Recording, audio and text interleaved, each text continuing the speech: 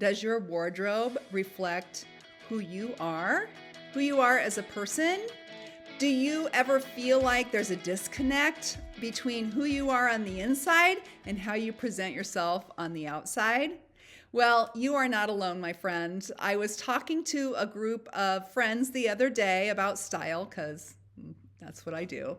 And I was asking them, what's your biggest pain point when it comes to style? And the answers were things like, well, I don't have a style. I don't even know what to wear when I'm doing things. Like, I know what to wear to work, but I don't know what to wear when I'm going out with my husband or when I am having wine night with with my friends or whatever it is.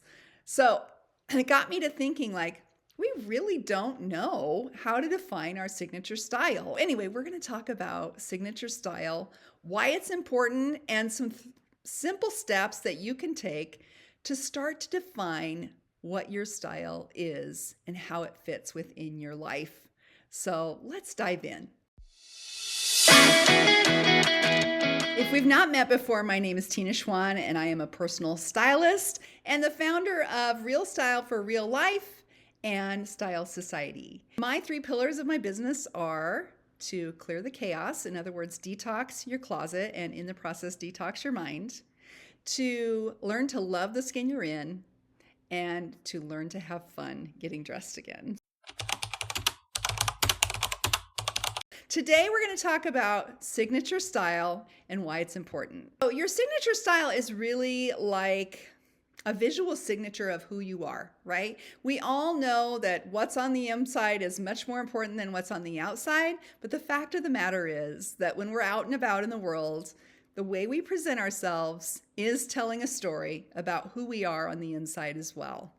Quick story from my choir director days. Okay, so there's kind of a funny statistic about choirs and how people perceive the performance of a choir.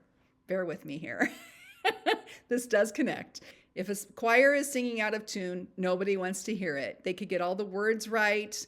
They could get the message right of the songs, all those things. But if they're singing out of tune, nobody wants to listen to them. That makes sense. The second thing that people perceive of a choir being a good choir is how they look. So how are they dressed? Are they wearing uniforms? Basically, like I taught middle school, so we wore polo shirts and black pants. We were all uniform. If we had been wearing just the clothes we went to school in, the kids, what they went to school in, the perception is they're not very good. But if they're in those matching outfits, all of a sudden, they sound great. It could be the exact same performance, but because they don't look uniform and don't look put together, they're perceived as not as good. And that can happen to us in our real life as well. If you walk into a job interview and you're wearing your scruffiest jeans, a scruffy hoodie or something like that for a professional position, you could have the same exact interview, but you won't be perceived as professional as if you were wearing something that's appropriate for that interview. You need to know what you're walking into in order to know how to dress for that situation. So it's the same thing in our daily lives. Before I forget, in the description below, you're going to see a link to my style guide. So make sure you click on that. It's my quick start style guide.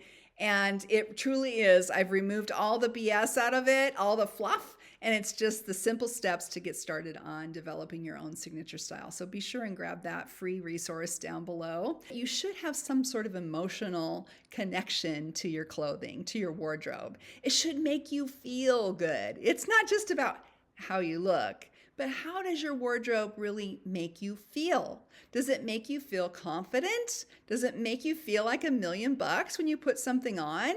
If it's not a yes, it's a no. And we'll talk more about that in this series as we go along. This is just video 1. But having an emotional connection to your wardrobe and the way you're putting yourself together as you walk through life is really important, right? It's worth the effort to put yourself together. And it's not really much more effort than it is to get ready as it is. We're going to take some of that decision fatigue out because we're going to get rid of the things that aren't working for you and only build a wardrobe over time. It doesn't happen instantly, but over time that really speaks to who you are. And then it is worth the effort to not just be trying to keep up with trends or buying things that will, just fit the bill for whatever it is you have to do, or, it was on sale. It's really about finding a wardrobe that is speaking to who you truly are. And it's unique to each and every one of us. So if you're following trends or just dressing in what the latest influencer is telling you to wear, it's not going to feel like you. It's going to hang in your closet and you've wasted that money. So it's much more important to find things that work for you and are less trendy, if that makes sense.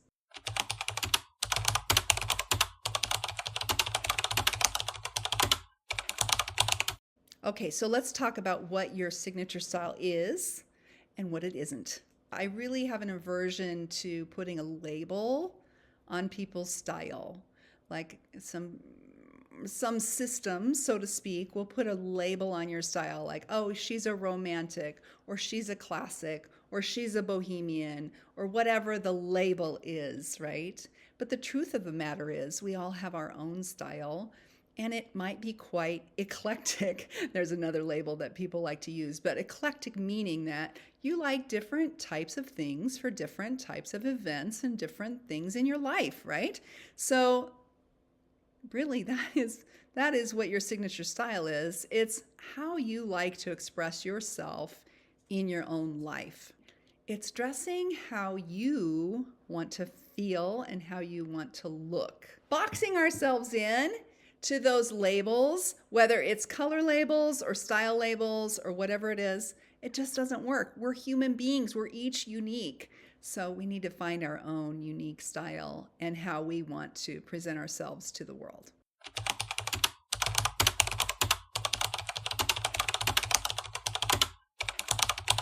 Okay, here are 4 steps to defining your signature style. Step number 1, identify your style preferences. Number 2, consider your lifestyle, how you live your life. Number 3, choose a few words that you think of to define your style. And number 4, start with one key piece that you just love that speaks to you about what your style is. So identifying your style preferences, we have so many different ways we can do this. You can just start to really pay attention and be more intentional when it comes to style. So whether you're reading a magazine or watching a TV show, or you're out on Pinterest or on the internet somewhere, pay attention to the types of styles you're liking, and even do a screenshot or save photos. Make a digital mood board or a real mood board where we used to cut out the photos, and make a mood board about the things that you like, the things that really speak to you. And also maybe think about certain celebrities or people in the public eye, or even characters on TV that you might really like what their style is. So that's number 1, is identifying your preferences. Number 2 is identifying your lifestyle. So I love to wear pantsuits. That is my go-to for when I'm out styling or when I'm on a stage speaking. But my lifestyle is not necessarily wearing those power suits all the time.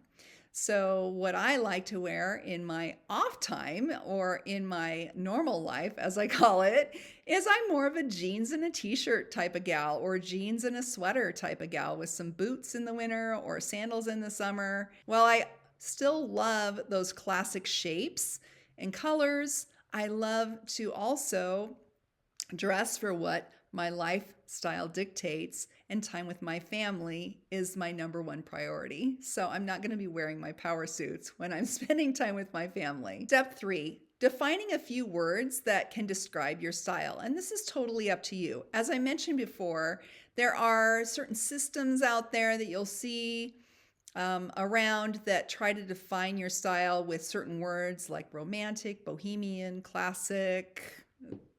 those kind of things, and even some things that I have never even heard of and I can't even think of them right now.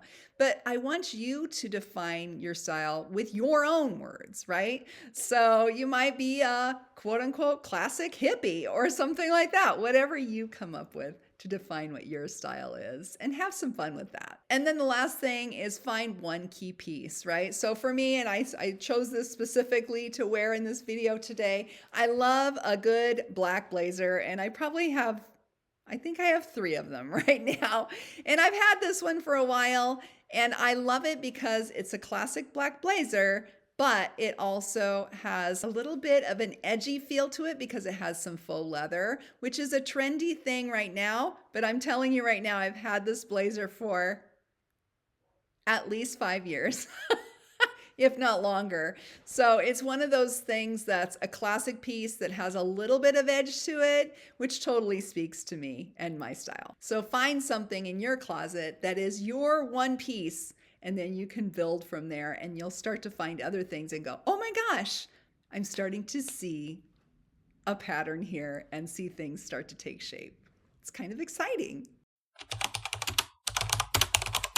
Next up, we're going to talk about my tips as a personal stylist. I want to share some of the things I've learned from my clients with how to define your personal style. So number 1, focus on fit and quality. All right. A lot of us have things in our closet that don't fit us anymore, whether they're too big because we've lost weight or too small because we've gained a little bit of weight, we've gone through some lifestyle changes, whatever it is, they just don't fit anymore. And that is probably the number 1 thing. I mean, honestly, if it doesn't fit, you need to either get rid of it or get it out of the way for now until you're back to that size that you want to be. So that's number 1. Number 2 is the quality piece. You should be really focused on quality over quantity of clothing. So fast fashion is really big right now. And if you have not heard that term, that is really a term for some of the trendier stores and online retailers that are out there. And they are coming out with new collections all the time. And it's not even about being cheap, inexpensive or expensive or designer or whatever. Like fast fashion is everywhere, no matter what the price point. It's really about quality. When you're going to purchase something, make sure that it's something that is high quality. And I'll do videos coming up that talk more about how to really define what high quality means and what to look for. But for now, if you know that it's something cheap and it's just going to fall apart, why are you buying it? It really is costing you more money in the long run to buy a lot of cheap clothes that are not well made. So save your money, buy great pieces that are going to last and stand the test of time, both with quality and style-wise. Tip number 2 is experiment slowly over time. I don't want you to completely clear out your closet and then go purchase an entire new wardrobe that you're going to be sick of in a couple of months, or it just doesn't work for you. Make sure that you're taking this in small chunks and really being intentional and finding things that are authentic to you. And we're going to go over that more in this series that will be happening. I'm planning on 8 videos, but it could be more as we get into this. So stay tuned. Be sure and subscribe to my channel while I'm talking about it so that you don't miss out on any of those, and click the little bell icon so that when I put out a new video, you'll see it. And tip number 3 is trust your instincts, okay? If it's not a yes, it's a no. If you are thinking, do I like this or not? Would I wear this? If it's not a yes, it's a no, and don't get it, okay? And the same thing goes with detoxing your closet. If it's not a yes, it's a no. So trust your own instincts when it comes to your style. All right, before I forget, in the description below, you're gonna see a link to my style guide. So make sure you click on that. It's my quick start style guide. And it truly is. I've removed all the BS out of it, all the fluff. Be sure and grab that free resource down below. Be sure and subscribe to my channel, as I mentioned. I would love that. And I want to hear from you in the comments below. So try one of these steps, like create a mood board or pick out that signature piece that you absolutely love. And I want to hear what it is. So put it in the comments below. We're going to dive deeper. Like, this is just video number 1 of this series. And as I said, I'm going to have at least 8, maybe more, of these types of videos to help you along your journey in your style. So be sure and stay tuned, and I will see y'all soon. Thanks so much for being here, and God bless.